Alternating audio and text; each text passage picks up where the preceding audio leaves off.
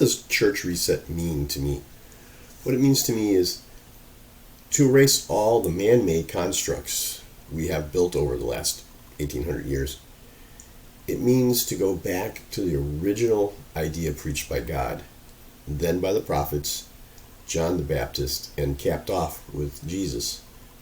And then, of course, disseminated to the rest of the world by the disciples. God first sought us. Then the message changed through the prophets to return to God or repent. Same thing with when John the Baptist came on the scene and Jesus and the disciples. It was always repent, come back to God. We have to reset because we are guilty of the same thing the Jews did. That is building a man-made religion, creating rules and traditions and putting them before the Lord.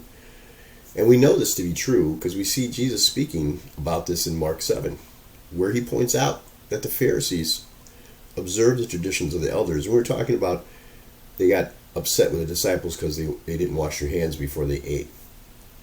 And Jesus calls them out on this. He calls them hypocrites because they neglect the commands of God for the traditions of men. Over 1800 years, Greco-Romans, Gentiles, took over and began to build doctrines and traditions that were not based on God's words and instructions, but rather their own notions. And some people would say, but no, these are all biblical. They read something, they take it out of context, they might interject their own former Greek philosophy or even in some cases their own former pagan beliefs and utilize that to form their new idea. And that's where it starts to get murky. And that's why I said their own notions. We need to go back to a simpler time where we take charge of our own faith, where we teach our families about the faith, where we practice what God instructed us to do. You know, it is not about the buildings or worship bands or programs, coffees and donuts, which are all great, but those are like secondary external things. Internally, it's about faith, believing and trusting the Lord. It is not about a pastor or pope worshiping. It is about understanding the Lord's commands and from a position, I should say, from internal faith that we do our best to obey it, as it says in Romans chapter 2, verse 13. For it's not the hearers of the Torah who are just before God, but the doers of the Torah who will be justified. In the end, with this, yes, God created a set of instructions for people to live by, to live their lives by. The Christian wrongfully calls it law. It's Torah, instructions. Moses clearly states in Deuteronomy that following God's instructions leads to a blessed life.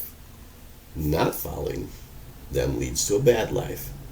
Paul constantly and consistently makes an argument that obedience comes from within, from a love of God, not from the external.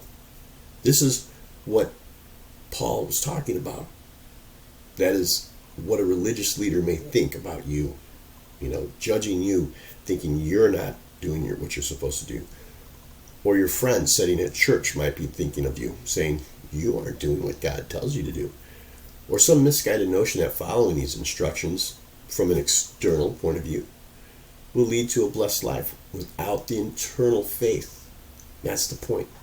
It is about the internal faith that we have, believing and trusting in the Lord so much that you will obey His Torah. It's as simple as that. There is no need to create a million man-made rules or traditions around it. Now, as I just said in the beginning of this, I'll end with this. Traditions are fine. Some traditions are absolutely beautiful. The Jewish people have traditions that are not handed down by God, that they created on their own, Hanukkah being one of them, from an event that occurred in history. Christians, of course, we have Christmas and Easter. And Christmas can be very beautiful with all the lights and stuff. I know people will go crazy about all that. Well, it's all pagan. And like, truthfully, some of this stuff is pagan, handed down from paganism. But it's a beautiful thing. You know, there's nothing I love more than the wintertime when there's snow and all the houses, now kind of going back in time, all the houses have lights on them. It's nighttime, the snow is falling, the lights are reflecting in the snow. It's so quiet you can hear the snow fall. You can see the Christmas trees lit through the windows of every house, you know, and carolers are coming down the street, caroling at every house. That's all tradition, and it's not biblical, but you know what? It's beautiful nonetheless.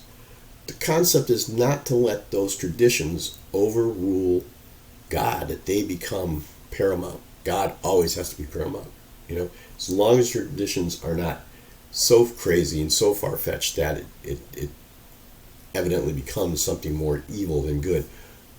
So traditions, there's nothing wrong with them, and you know, we do have to. We can have them if you want them. You can have them. So. Yeah, but just don't let that become the center point of your faith, and don't let the man-made stuff become the center point of your faith. Because when we do, Paul, John the Baptist, the disciples, Jesus are all saying the same thing. Stop it. Return back to God. Repent, for the kingdom of heaven is near. And with that, I'm going to go ahead and end.